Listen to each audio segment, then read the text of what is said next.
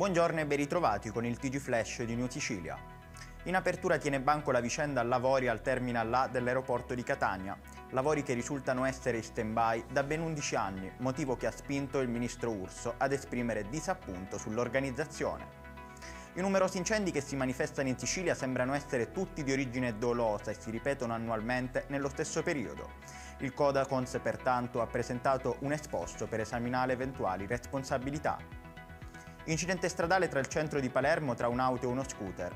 Lo scontro è avvenuto all'incrocio tra corso Finocchiara Aprile e via Alessio Narbone con il conducente dello scooter che ha riportato gravi ferite. Se non fai quello che diciamo, verremo a prendere a casa te e la tua famiglia.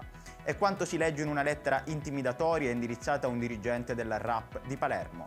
Il presidente dell'azienda ha già presentato denuncia. Rimanendo in tema, il presidente della Commissione regionale antimafia Antonello Cracolici, a seguito di un sopralluogo, ha affermato che la discarica di Bello Lampo rappresenta una potenziale bomba ecologica che potrebbe esplodere da un momento all'altro. Ed è tutto per questa edizione, il prossimo appuntamento sarà questa sera alle 19:30.